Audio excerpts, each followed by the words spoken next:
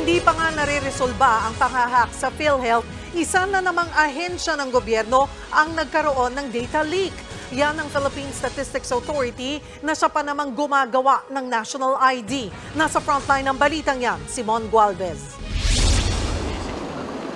Mismo ang Philippine Statistics Authority ang nagkumpirma na nakaranas sila ng data leak o pagtagas ng mga datos na kanilang hawak. Ayon sa PSA, October 7 nang mag-post ang isa raw aktor sa social media na may data leak umano sa isang sistema ng ahensya. Agad daw inactivate ng PSA ang kanilang data breach response team at nagsagawa ng investigasyon. Dito na pag-alamang limitado lamang sa Community-Based Monitoring System o CBMS sa mga nakuwang datos.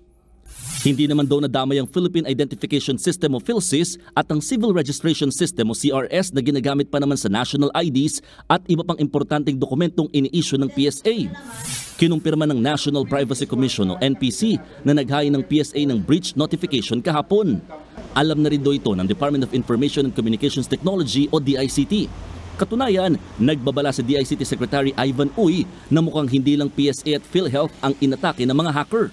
I'm not at liberty to say it yet, but there are additional agencies in government that have also been subject to a data breach. At malaki rin ito. Malaki rin ang pinsala dahil yung breach is significant. Ayon sa tech expert na si Art Samaniego, hindi medusa ransomware ang hacker sa likod ng pag-atake sa sistem ng PSA. Matatandaang ang medusa ang umaako sa hacking sa PhilHealth.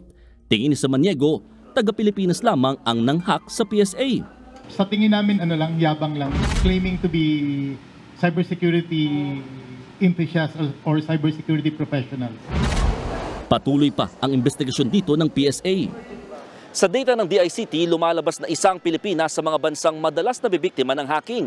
Target ito hindi lamang ang mga ahensya ng gobyerno kundi pati na rin ng mga pribadong kumpanya. Yan ay sa kabila ng pagiging isa rin ng Pinas sa mga bansang maigpit daw pagdating sa pagpaparusa sa mga nasasangkot dito. Dito sa Pilipinas, kulong ang parusa sa mga lumalabag sa mga privacy law. Habang sa ibang bansa, pinansyal na danyos lamang.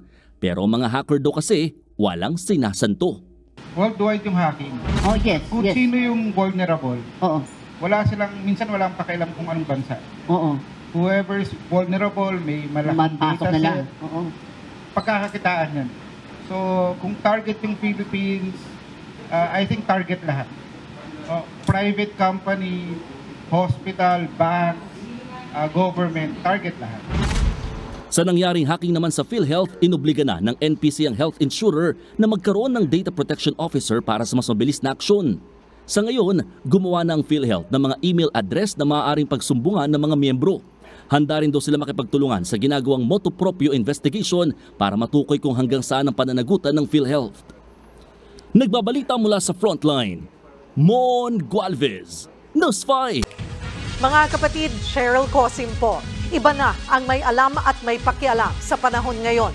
Para sa tuloy-tuloy na balitaan sa Frontline, mag-follow at mag-subscribe sa social media pages ng News 5.